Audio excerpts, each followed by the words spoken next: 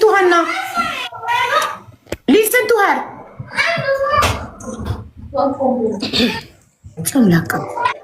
አውዬ እንዴት ነሽ? ደህና ነሽ ወይ? ደህና ነኝ። እንዴት ነሽ ማለት? አውዬ በጣም ጨንቆኛል። እኔ ትዳሬን ማፍረስ አልፈልግም፣ ግን በቃ የማይሆን ሰይጣን ቤቴ ገብቷል መሰለኝ። ምንም መረጋጋት አልቻልንም እና ምናልባት ማድረግ የምችለው ነገር ካለ ምክርሽን ፈልጌ ነው። እሺ እናቴ፣ ምንድን ነው የተፈጠረው? የተፈጠረው አውዬ ከጀምሩ ስነግርሽ ማለት ነው። እኔ እና እሱ ስንገናኝ በቃ ማለት ፕሮሚስ ሊያረግልኝ ቃል ኪዳን ቀለበት ሊያረግልኝ 80 ወረቀት ልንጻጻፍ ቤተሰቦችን ሊተዋወቅ ቤተሰቦቹን ልተዋወቅ ነበረ። ከዛ ከ5 ከ6 ወር በኋላ ቀለበቱን በራሱ ፍላጎት ዶ ገዝቶት መጣና አደረገልኝ።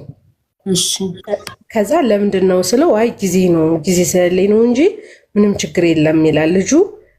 ማለት እጥር አድርጌ ስነግርሽ ጊዜሽን ላለመሻማት ልጁ የቤት አድዋት የሚባል ነገር በታሪክ አያሳንሰኝም። በቃ ጤፍም ብቲ ዘይትም ብቲ በቃ ብቻ የቤት አድዋት ኪራይ ብቲ የኔ ፀጉር ብጠይቀው ኪሱን የነካ ነገር ምንም ነገር አይሰስተኝም። ግን ሀውዬ እኔ መውለድ እፈልጋለሁ እና መውለድ እፈልጋለሁ ስለው ክትትል ጀመርን ሕክምና ላይ እና ሂደን ክትትል ስናደርግ መድኃኒት ይሰጡኛል። ማለት ኖርማል ነሽ መውለድ ትቻያለሽ፣ ግን መድኃኒት ትገዛ ያስፈልግሻል ብሎ በመድኃኒት ትገዛ ነው ያለሁኝና በቃ ሲገባ ሲወጣ ደናድርሽ ደናዋልሽ አያውቅም። ከ1 ዓመት በኋላ ማለት ነው ኦልሞስት አሁን 4 ዓመታችን ነው። በቃ ደናዋልሽ ደናድርሽ አያውቅም። ምግብ ራሱ እንዴት ተሰራ ምን ተሰራ እንኳን አይልም። ይገባል፣ ድስት ይከፍታል፣ ካለ ያለውን አቅርቢልኝ ይላል፣ ይበላል። ከሌለ ደግሞ መተኛት ነው እንጂ እንዴት አልሰራሽ ምን አልሰራሽ የማይልም። በቃ ሲተኛ ፊቱን ዙሮ ይተኛ። እኔ በቃ ጨነቀኝ ማለት አእምሮዬ በጣም ጨነቀ። ከአንድ 2 ጊዜ በቃ እንለያይ ሁሉ ብዬ ተለያይተን ሁሉ እናውቃለን። እና እሱ ነው ይወጣና ከ1 ሳምንት በኋላ ይቅርታ ይጠይቀኛል። አስተካክላለሁ ምን አድርግን የምትይኝ እኮ አንቺን ነው የምወድሽ አንቺን ነው የማፈቅርሽ ምናምን ሲለኝ እንዴ እኔ ችግር ነው ማለት ነው እና መልሰዋለሁ። ከዛ አሁን በቅርቡ ሰኔ ላይ እንትን ማለት በቃ እኔ ከአቅሜ በላይ ሆነ ሀውዬ። በቃ ከአቅሜ በላይ ስልሽ በቃ ግራ የሚገባሽ የለም። ለቤተሰብ የምትናገሪው ነገር በቃ ካልሆነ ፍቺው ካልሆነ ተለያዩ ይልሽና ልክ መልሰሽ ገጥመሽ ደግሞ ሲያዩሽ ደግሞ በቃ አትንገሪነ እንደዚህ አይነት ነገር መልሰሽ የምትገጥሚ ከሆነ አትንገሪነ ይሉሻልና የሆነ ውስጥሽ እንዴት ብዬ ላስረዳሽ ሀውዬ? ማለት በቃ እኔ ራሱ እንዴት እንደማስረዳ ግራ ነው የሚገባኝ። ውስጥሽ የሆነ ጉዳት አለ፣ ግን ያን ጉዳት ማን ነው የሚረዳሽ የሚል አይነት ማለት ነው። ከዛ ማለት ነው ሰኔ ላይ በቃ እኔ እናንተ እዚህ ጋር ማቆም አለብን መለየት አለብን አልኩኝና ሶፋ ምናምን ነበረና 2 ክፍል ነው የተከራየ ነው። ከዛ እኔ እሱ ጋር ስለይ እሱ ወጦ ሄደ፣ ጥሎኝ ሄደ። ሲሄድ 2 ክፍል ለመከራየት አቅሙ ስለሌለኝ ምን አደረኩኝ? ሶፋውን፣ ቲቪ ስታንድ፣ የምግብ ጠረጴዛው ምናምን ሸጥኩኝና እኔ ዶርም ተከራየሁኝ። ዶርም ተከራይቼ 1 ወር ከምናምን እንደሆነኝ ሰሚነሽ ኪዳነ ምሕረት መሄድ አለብኝ በቃ ለመረጋጋት ምናምን ብዬ ሄድኩኝ። ሂጅ ስመለስ መንገድ ላይ አዲስ አበባ ላይ ጠበቀኝ። እኔ ያለው ባህር ዳር ነው ምኖር። አዲስ አበባ ላይ ጠበቀኝና በቃ ይቅርታ የምትይኝ ነገር በሙሉ አስተካክላለሁ። እንዴ መጀመሪያም ስንገናኝ እኮ በስርዓት ቀለበት ልታረግልኝ በስርዓት ንጻጻፍ እንደዚህ በቃ ያለውን ቃል ሁሉ የገባውን ቃል ሁሉ ምናምን ነገር ነገርኩትና ሀቡ ነገርኩሽ ምንድነው ሲገባ ወደ እኔ እና እሱ ስንገናኝ ምንም አይነት እቃ አልገዛም። ማለት ቡና ሰራ ስለነበር እኔ ቤት እቃ ሟልቼ ነበርና እኔ ፍቅር ብሎ ስለመጣ ብዬ ነበር የተቀበልኩትኝ። እና ሌላው ይቅርና ቴሌቪዥንን መቀየር እንኳን አልቻልክም። በቃ አንተ ምንድነው እንዳይርበኝ እንዳይጠመኝ ልብሴ እንዳይቀደድ ፀጉሬ እንዳይቆሸሽ ብቻ ነው አንተ ሰው የሚያዩን ነገር ነው እያደረክልኝ ያለ። እኔ ግን አንተ ጋር የምፈልገው ፍቅርና ፍቅር ነው። በቃ ሌላው ቢቀር ስትወጣ ስትገባ እኮ ደህና ዋይ እንዴት ዋልሽ የኔ ቆንጆ ብትለኝ ብቻ በቂ ነበረ ምናምን ነገር። በቃ ከዚህ በኋላ እንደው ይሄው ተቀጣሁ እኮ 1 ወር ከምናምን እኮ አየሁት ክፍተቱን ምናምን ብሎ በሰሚነሽ ኪዳነ ምሕረት ስላሉ ይዤ ነበረ። በእሷ ማለ መቁጠሪያዋን ይዤ ነበረ። እሷን ሁሉ ተቀብሎ በቃ ይገልብጠኝ ሁሉ አለ ማለት ነው። ከዛ በ18 መጥቼ ወደ ባህር ዳር መጥቼ በ19 እሱ እንትን ጀመረ መንገድ ማለት ነው። እና መቁጠሪያዋን ይዞት ነበረ። ከዛ በ20 ማታ ከቆመበት መኪና ሾፌር ነውና ከቆመበት ከኋላ መታው መኪና እና እሱ ደግሞ ሄዶ ከፊት መታ የሆነ መኪና። ከዛ ሲካሰሱ የራሳችሁን አሰሩ ተባለ። እዛ ደጀን ላይ ማለት ነው። የራሳችሁን አሰሩ ተባለና በ21 እንደዛ ተብሎ እዛው ላይ ባለበት ቆመና በ21 ጠዋት ተነስቶ ሲሄድ ፍሬኑ ተበጥሷል። ከዛ ቢል ማለት ፍሬኑን ቢያለውና ወደ አባይ በረሃ እየገባ ነበርና አማራጭ ሲያጣ ትንሽ የቦይ ፈልጎ ሂዶ ገባና እጁ ላይ ማለት ይሄ ቀኝ የግራ እጁ እንዳለ ሙሉ መስታወቱ ሲመታው በሱ በኩል ነው የወደቀና መስታወቱ እንትን ሲለው እጁ መዳፉ ላይ መቁጠሪያው ተገኘች። ሰሚነሽ ኪዳነ ምሕረት ያመጣዋት መቁጠሪያ እጁ ላይ መዳፉ ላይ ወድቃ ተገኘችና ደውልና እንዳደነግጭ እንደዚህ ሆኗል፣ ግን የዋሾች ነገር ነበረና ሰሚነሽ ኪዳነ ምሕረት ታስተምረኝ አስቀረችኝ ምናምን ነገር አለ። ከዛ በኋላ አረ እንኳን አንተ ተረፍክ፣ በቃ ምብራን እንኳን ተረፈች ምናምን አልኩና መስከረም ላይ ልናስር የነበረውን የ80 ወረቀት ሽማግሌ ሰብስበን ልናስር የነበረውን ፕሮግራም አራዘመው ማለት ነው።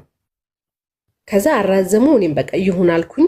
ከዛ እኔ በቃ አልሄድም ስራ አለ መጣ። ከአንድ ላይ ሆነ አልሄድም ስራ አለ። ስራ አልሰራም በቃ እኔ ከዚህ ተፍተፍላለሁ አለ። እሺ ችግር የለውም እኔም ብር እስካገኘህ ድረስ ወጫችን የሚሸፍን በቂ የሆነ ነገር እስካገኘህ ድረስ እኔ ለምን ሂድና ሙት ለምን እልሃለሁ ምናምን ነገር ብዬ ቆመ። ከዛ ቀን ጀምሮ ማለት ነው ሀው እሱ አይደለም ማቃጠል እንደዚህ ምስሽ አድርጎ የሚያቃጥለኝ ማለት ነው። ረረር ነው የሚያደርገኝ ማለት በቃ መለየት አለብን እኔ እናንተ በቃ ከዚህ በኋላ እኔ እናንተ መቅረት መለየት አለብን ስል ጓደኛውን ይዞት መጣና እስኪ ጓዳውን እየከፈተ ፍሪጁን እየከፈተ በቃ እስኪ ምንድነው ያጎደልኩት ነገር እኔ እኮ ተሰቃየው እያለ ያጋፍጠኛል ጓደኛው ማለት ነው። ከዛ እሺ ቆይ እኔ እኮ መውለድ እፈልጋለሁ፣ መታቀፍ እፈልጋለሁ፣ መተኛት እፈልጋለሁ ካንተ ጋር እንደ ድሯችን ለምን አትልም? ስትወጣ ስትገባ ደህና ዋልሽ ደህና አደርሽ አትለኝም ስለው አጨጭቅኝ እኔ እኮ አሁን ስራ ተወጥሬ ነው አጨጭቅኝ አለ። ከዛ እኔ ደግሞ ለሲስተር ደውዬ ስነግራት ይኸውልሽ ከዚህ በፊትም እንደዚህ ያደረገኝ ስትይ ታዩና እኔ ስንልሽ አስተካክላለሁ ብሎ ሲመጣ ተቀበልሽው። ይሁን ትዳር ነው መችስ ምን ይደረግ እህል ዋሽ ነው ብለን ዝማል። አሁን ግን ብትነግሪና ተሰሚነት የለሽ ማለት በመሀል ላይ አሁን እኔ ማን ነው ሀውዬ ይህን ነገር ላቁሙ ማለት መድኃኒት እየወሰድኩ ነው። ሐኪሜ ጋር ስሄድ በቃ ግንኙነት ካደረግ ስንት ጊዜ ነው? ሳምንት አልፎኛል አልኩት። እንዴ ለምንድን ነው መድኃኒት የምትወስጃለኝ? ለምን መድኃኒት ትወስጃለሽ? ማታደርጊ ከሆነ ይሄ እኮ መድኃኒት የምትወስጅ እኮ እገዛ ነው እንጂ መድኃኒት ብቻውን እኮ የሚያደርገው ነገር የለም ሲለኝ በቃ እንደዚህ ነው ስለው አስገቢው አለኝና ተጠራና በቃ ማድረግ ቢያንስ ከሳምንት 3 ጊዜ ማድረግ አለባችሁ ተባለ። ነገረው ማለት ነው። ይሄው ሀዋታሚም 1 ወር ከምናምን ቀን ሆኖታል። ዶክተሩ ሲነግረው ምን አለ? ምን ምክንያት ሰጠለ ዶክተሩ? ለምንድነው ከሚስት ጋር ማታረገው ሲለው ዶክተሩ ምን አለ? አረ ለምን ነው ማታረግ ሳይሆን ያለው ሾፌር ነህ ምናምን ነገር ሲለው አዎ አሁን ስራ ቆሜያለሁ፣ ስራ ድካም አለ ምናምን ሲለው አዎ አይ ድካም ካለ እኮ ብዙ መጫን አያስፈልግም፣ አንተን ግን ቢሆንም ከሳምንት 3 ጊዜ የግድ ማድረግ አለባችሁ፣ ምክንያቱም አንተ ዘርህን ባደራ መልክ ስትሰጣት እሷ ለፍሬ አብቅታ ትሰጥሃለች፣ እንደዛ ነውና ተግባቡ አለው ብሎ ነው ብቻ የላከው።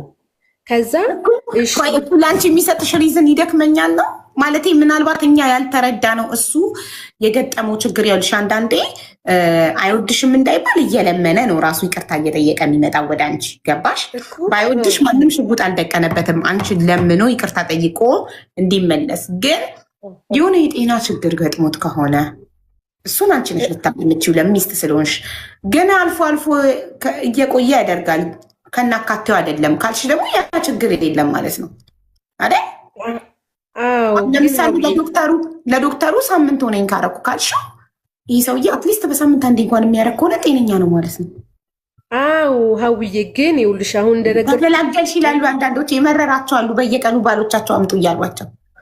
ሀውዬ ይኸውልሽ እኔ አሁን ማለት ነው ያ ብቻ አይደለም፣ ያ ብቻ ሳይሆን ቤት በቃ ደህና ዋልሽ ያውቅ ደህና አደርሽ ያውቅ ጠዋት ሲወጣ እና እንዴ ችግር አለብኝ ወይ እኔ ችግር አለብኝ ወይ ሁሉ ብዬ ማለት እንዴት ነው መታገስ እንዴት ነው ማለፍ ያለብኝ ይሄን ነገር አእምሮዬ በጣም ተረብሽ። ሂጂ ብረሪ ውጭ ጥፊ የሚለኝ ነው የሚመጣ ሁሉ የሆነ ሰዓት ማለት ነው። በቃ ምንም ቼክ ማድረግሽ የለም ደህናዎች ልነድርሽ የምንበለሽ የምንጠጣሽ ወፍ በቃ ነገር ላይ ብቻ ሳይሆን ኖርማል ኮንቨርሴሽንም ወሬም አያወራሽም በቃ አዎ በቃ ስለዚህ የስነ ልቦና ሐኪም ሊያየው ይገባል።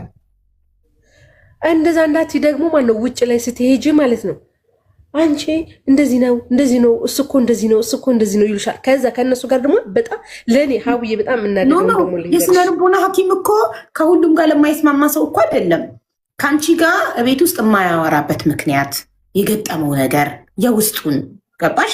ለስነ ልቦና ሐኪም ነው። የስነ ልቦና ሐኪም ጋር መሄድ ያለበት ሰው ሲባል የአእምሮ በሽተኛ የሚመስላችሁ ሰዎች አቡ ጤነኛ ነው ምናምን የምትሉ ኮመንት ላይ አንድ ሰው እኔ የስነ ልቦና ሐኪም ያስፈልገኛል። እያንዳንዳችን ሁላችንም የስነ ልቦና ሐኪም ማለት ምንም ሳትፈሩ ሳትጨነቁ የተሰማችሁን ስሜት የምታወሩለት ሰው ማለት ነው። ላይክ ባዳ ነው። የራሳችሁን ሰው ታፍሩታላችሁ። ባዳ ነው። የትም አያውቃችሁ። ከሱ ቢሮ ከወጣችሁ በኋላ አያውቃችሁ። ከናካቴው ከነስማችሁ ረስቶታል። ስለዚህ ነፃነት ይሰማችኋል። ባዳ ስለሆነ ስለማያውቃችሁ በነፃነት እንደገና ደግሞ ሙያውን ሚስጥር እንዲጠብቅ ስለሚያስገድደው ሚስጥራችሁን ስለማያወጣባችሁ የተሰማችሁን ስሜት በሙሉ ዝቅዝቅ አድርጋችሁ ትነግሩታላችሁ። ያ ቴራፒ ነው። ይቀላችኋል ትላላችሁ። ከዛ እሱ ደግሞ እናንተን አዳምጦ የሚያስፈልጋችሁ ምክር ደግሞ ይሰጣችኋል። ገባችሁ? ስለዚህ ሁሉም ሰው ባይዘው እኛንን እንጂ ኢትዮጵያኖች የስነ ልቦና ሐኪም ሲባል የአእምሮ በሽተኛ ብቻ መሄድ ያለበት ይመስላል። ውጭ ሀገር ሁሉም ሰው አለው የስነ ልቦና ራሱ የስነ ልቦና ሐኪሙ ራሱ ሌላ የስነ ልቦና ሐኪም አለው የራሱ እና ግድ ነው በሆነ ጊዜ ሄደን መተንፈስ ያስፈልጋል። አሁን እኔ እናንተ ናቸው የስነ ልቦና ሐኪሞቼ። አሁን እኔ ሀቡዬላችሁ ሌላው ደግሞ ሀቡዬ ይውልሽ አሁን እኔ ቤት እናወራለን አይደል? እንደዚህ አታድርግ እንደዚህ ስትሆን እንደዚህ ነው ብዬ የነገርኩትን ነገር ማለት ነው ጓደኛው ቢነግረው ይሰማዋል። ገባሽ? እኔ ያልኩትን ግን በታሪክ ንቆኝ ሰድቦኝ እንዲህ ብሎኝ ነው የሚሄድ። ግን እኔ ያልኳትን ነገር ጓደኛው ካለው ያደርገዋል። ሌላው ቢቀር ማናውዬ እኔ አሁን ለምሳሌ ኩንታል ጤፍ ገዝቶልኝ ከሆነ ለጓደኛው መግዛት አለበት፣ ይገዛል። ለእኔ 10 ኪሎ ቂቤ ገዝቶ እኮ እሱ እኮ የሚያበሽቀኝ ለእኔ 10 ኪሎ ቂቤ ገዝቶ ከሆነ ለሱ እኮ ለሱ ደግሞ ለሱ ማለት ሴት ሚስት አለች። ሁለት ቤት ነው ባልሽ የሚያስተዳድረው እኮ እኔ በቃ ይኸውልሽ ስመክረው ማለት ነው ይሸመጥጠኛል። በቃ እኔ በታሪክ አልገዛውም። ከዛስ በተለያየ ሰው እሰማለሁ እሱ እንደገዛ ቂቤውን እሱ እንደገዛ ከዛል ሁሉ ያስመጣል። በቃ ምን እኔ የበላው ጤፍ እሷ ካልበላሽ ትሞታለች። በቃ ከዛ እንዴት ላራርቀው ስል ደግሞ ጭራሽ የኔው እየተበተነ መጣ። የእሱን ሳስብ የኔ እየተበተነ እዚህ ጋር መጣ። ከዛ እኔ ግራ ገባኝ። ማለት ልጁ የጨዋ ዘር ነው የሚገባ ልጅ ነው፣ ለዚህ አይነት ነገር የሚፈለግ ነው። ግን ይሄ ነገር አለበት ደግሞ ጓደኛው ችግር የለበትም። ጓደኛው ችግር የለበትም። የእሱን ቤት ጓዳ እሱ ሲሞላለት ጓደኛው ደግሞ በጓደኛው በኩል ስትሄጅ ደግሞ ጓደኛው ለዚህኛው ሟች ነው። በቃ ይሞትለታል። ግን የሚሞትለት ምናልባት የሆነ ሪስክ ሲፈጠር ካልሆነ በስተቀር ያ ደግሞ ይሄኛው ልጅ ደግሞ የኔው ባለቤት ጸባይ ስላለው ከማንም ጋር አይጋጭም። ግን የኔ ቤት ሲሞላ አብሮ ይሞላል። የኔ ቤት ከጎደለ የነዛ ይጎላል። ሁለት ቤት የዛኛው ቤት አባወራ ታዲያ ጥቅሙ ምንድን ነው? ያንቺ አባወራ ከሆነ የነሱን ቤት የሚሞላው አስቤዛ ፀጉሬን ከተሰራው ማለት ነው እሷ መሰራት ካለባት ይጠይቀዋል፣ ያስገባለታል። እኔ የሆነ ነገር ካልኩት ግን ማለት ነው እንደዚህ አታድርግ፣ እኛ እንደግ፣ እንደዚህ እናድርግ ስለው በታሪክ እኔ ሰጥቼው አላቅም፣ አልሰጠውም፣ እንዲያልለውም ይለኛል። ግን ሌላ ሰው ይነግረኛል። ከዛ ሊጨነቀኝ ይህን ልጅ መፍታት ነው ያለብኝ፣ መውጣት ነው ትችባ ያለብኝ ወይስ እንዴት ነው ማዳን ያለብኝ? ራሴን እንዴት ነው ወደ ራሴ መመለስ ያለብኝ? እኔ እንደ ህትምክርሽ የሃይማኖት አባት አስመክሪው፣ ጸበል ውሰጂው፣ እዚህ ኖርማል የምትሉ ካለው ይስጣው የምትሉ ኮመንት ላይ በራሳችሁ ስላልደረሰ ሀውዬ አትገረሚማ። ሀውዬ ልሽ የነፍስ አባት የሚያስለው ማለት ነው የኔ የነፍስ አባት እሱ ነው ብሎ ጓደኛውን ጠቆመልኝ። የነፍስ አባት ይህን እሱ ነው እንጂ ማንም አይደለም። የነፍስ አባት ቄስ ካልሆነ ሌላ ኖርማል ሰው የነፍስ አባት ይሆናል እንዴ? የኔ የነፍስ አባት ያነ ነው እንጂ የነፍስ አባት አልዝም። የራሽ ጉዳይ ሄደሽ ለብቻሽ ያዣለኝ ልሽ ለምንም የማይመች ልጅ ታውቂያለሽ። ለምን እኔ ያመጣሁት ሽማግሌ በሙሉ ለእሱ አይመቸውም። በሱ በኩል የሚመጡት ግን ይመቸዋል። ከባድ ነው፣ በጣም ከባድ ነገር ውስጥ ነው ያለሽ። አሁንም ግን ለማርገዝ የሚጠቅመውን መድኃኒት እየወሰድሽ ነው ወይስ አቁመሻል? አዎ እየወሰድኩ ነው። የ3 ወር ነው የተሰጠኝ።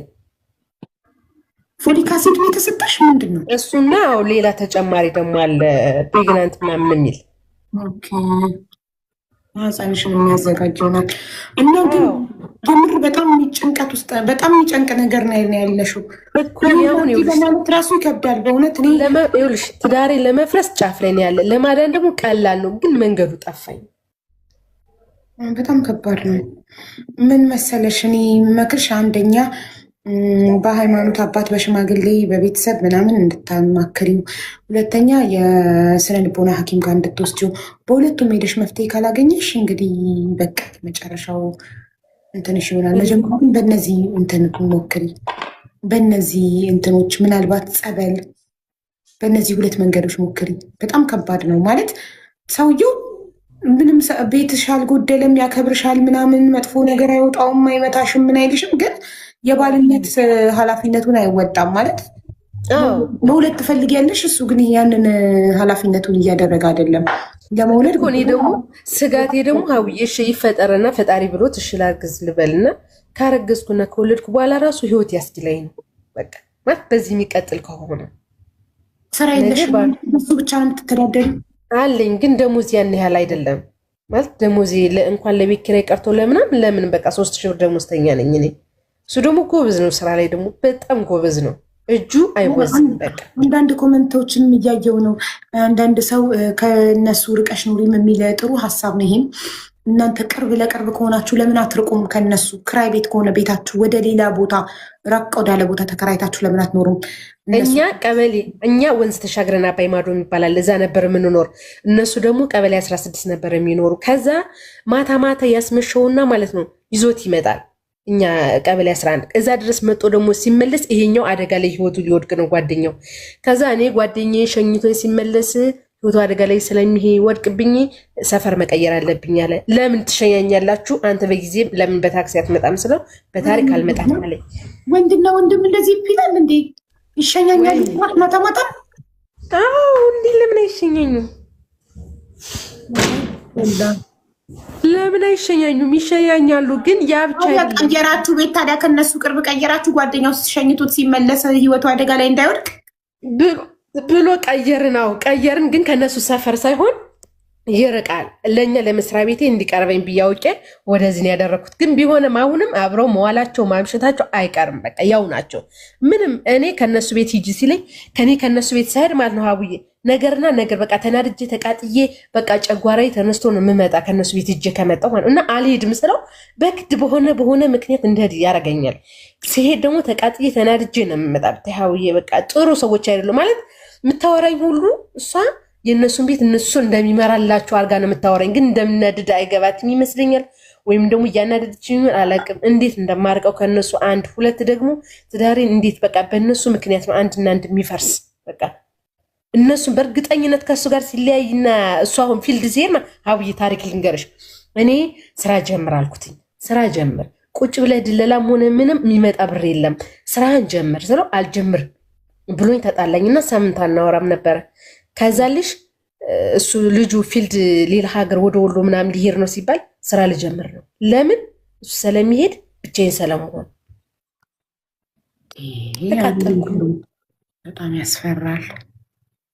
ምን ጠረጠራሹ ነገር አለ የሆነ እንደሚጽፉት አይነት ነገር እንደ ኮመንት ላይ እንደሚጽፉት አይነት ነገር ጠርጥረሻል? እንደ መተት ኦር እንደ ሌላም ነገር እንደዛ አይደለም። እኔ እንደዛ ሳይሆን እኔ የምጠረጥር እንደዛ ሳይሆን በቃ ጓደኝነታቸው በጣም ማለት ይሄኛውን ተረድቶታል፣ ይሄኛው ግን አልተረዳውም። ማለት ያንኛው ጓደኛ የኔውን ተረድቶታል በደንብ እንዴት ብር ማስወጣት እንዳለበት የተረዳው ይመስለኛል። ግን ይሄኛው አልተረዳውም እንጂ ያለ ጥቅም እንደቀረበው ለገንዘብ እንደቀረበው የኔ ባል አልገባውም እንጂ ባሌን ለገንዘብ ብሎ ጓደኛው የባሌን ገንዘብ እየበላበት ነው